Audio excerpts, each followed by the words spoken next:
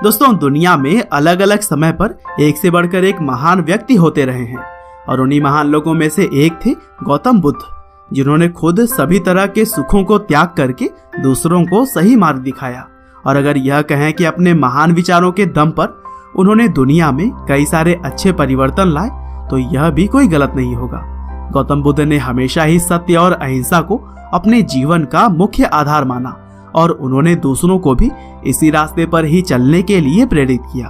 वैसे यूं तो गौतम बुद्ध एक राज परिवार में जन्मे थे और उनके जीवन में कभी भी किसी तरह की कमी नहीं थी, क्योंकि वह जो भी चाहते वह तुरंत ही उनको मिल जाता था। लेकिन इसके बावजूद उन्होंने दिव्य ज्ञान की खोज में इन सभी सामाजिक सुखों को त्याग दिया और फिर अपने महान विचारों को बांटते हुए उन्होंने भगवान का दर्जा प्राप्त किया। तो चलिए दोस्तों, आज की इस वीडियो में हम जानते हैं महात्मा बुद्ध की पूरी कहानी। तो दोस्तों, इस कहानी की शुरुआत होती है करीब 563 ईसा पूर्व से, जब कपिलवस्तु के पास लुम्बिनी नेपाल में गौतम बुद्ध का जन्म हुआ था। उनके बचपन का नाम सिद्धार्थ गौतम है और वह राजा शुद्धोधन और महारानी महामाया देवी के घर में पैदा हुए थे। दरअसल उस समय की परंपरा थी कि जब भी बच्चों का जन्म करीब होता था तब महिला अपने मायके आ जाती थी। लेकिन जब महारानी अपने मायके कपिलवस्तु आ ही रही थी, तभी रास्ते में ही गौतम बुद्ध के जन्म का समय आ गया और इसीलिए लुम्बिनी नेपाल में एक पेड़ के नीचे ही गौतम बुद्ध पैदा हो गए। हालांकि जन्म के 7 दिन बाद उनके मां की मृत्यु हो गई थी। लेकिन जब बुद्ध जी को राजा के पास लेकर जाया गया, तब वहां पर सभी रीति रिवाजों के साथ बच्चे का नाम सिद्धार्थ रखा गया और इनके नामकरण के दौरान कई नामी साधु संत आए थे, जिनमें से ज्यादातर लोगों ने सिद्धार्थ के बारे में भविष्यवाणी की कि यह महान राजा बनेंगे या फिर एक महान साधु। और फिर मां की मृत्यु के बाद से सिद्धार्थ का पालन पोषण उनकी मौसी महाप्रजापति गौतम ने की। और दोस्तों, सिद्धार्थ के पिता उनको बचपन से ही एक महान राजा बनाना चाहते थे और इसीलिए उन्होंने सिद्धार्थ को धार्मिक ज्ञान से बचपन में दूर ही रखा। लेकिन सिद्धार्थ बचपन से ही काफी दयालु थे और वह किसी को भी दुख नहीं पहुंचाना चाहते थे, यहाँ तक कि वह खेलते समय जानबूझकर खुद ही हार जाया करते थे। और दोस्तों, जब उनके चचेरे भाई देवदत्त ने एक हंस को अपने बाण से घायल किया था, तब उस हंस की रक्षा भी सिद्धार्थ ने की थी।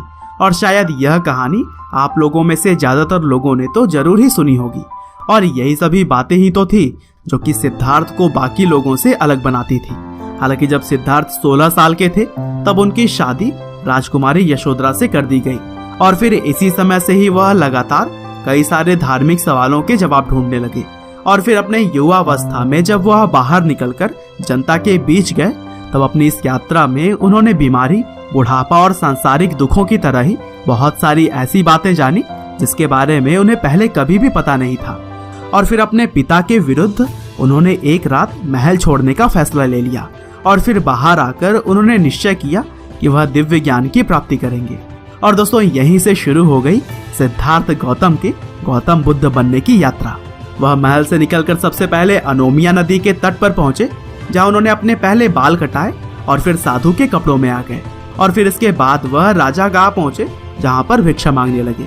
हालांकि भिक्षा मांगने के दौरान ही उस वक्त मगध के राजा बिंबिसार के लोगों ने सिद्धार्थ को पहचान लिया और फिर राजा के दरबार में जब उन्हें लाया गया, तब बिंबिसार ने सिद्धार्थ को रहने के लिए अपने राज्य का कुछ हिस्सा देने की बात कही। हालांकि गौतम बुद्ध इन सामाजिक लालच में कहाँ आने वाले थे, उन्होंने बिंबिसार से सहायता न लेने की बात कह दी। और फिर वहां से निकलने के बाद गौतम बुद्ध जाने माने योग और मेडिटेशन के 2 टीचर से शिक्षा प्राप्त की और फिर काफी सालों तक कठोर तपस्या करने के बाद उन्होंने सही तरीके से ध्यान लगाना शुरू कर दिया। और फिर बोधगया पहुंचकर एक पीपल के पेड़ के नीचे बैठ लगातार 49 दिनों तक जब उन्होंने ध्यान लगाया, तब उन्हें दिव्य ज्ञान की प्राप्ति हुई। और ऐसा अनुमान लगाया जाता है कि उस समय गौतम बुद्ध की उम्र 35 साल थी और फिर इसके बाद से ही 80 साल की उम्र तक वह प्रचार प्रसार करने में लगे रहे। और इस दौरान उन्होंने अपने बहुत सारे फॉलोअर्स भी बनाए, जो कि उनके दिखाए गए मार्ग पर चलते रहे। और दोस्तों, आज का समय भी अगर देखा जाए तो गौतम बुद्ध के फॉलोअर्स की संख्या करोड़ों में है, जिसमें कोरिया, चीन, जापान, भारत और नेपाल जैसे देशों के बहुत सारे लोग आपको देखने को मिल जाएंगे। और दोस्तों, आज भी गौतम बुद्ध के द्वारा दी गई शिक्षा लोगों को इंस्पायर करती है। उम्मीद करते हैं कि राजकुमार सिद्धार्थ से भगवान बुद्ध बनने तक की यह कहानी आपको जरूर ही पसंद आई होगी। आपका बहुमूल्य समय देने के लिए बहुत बहुत धन्यवाद।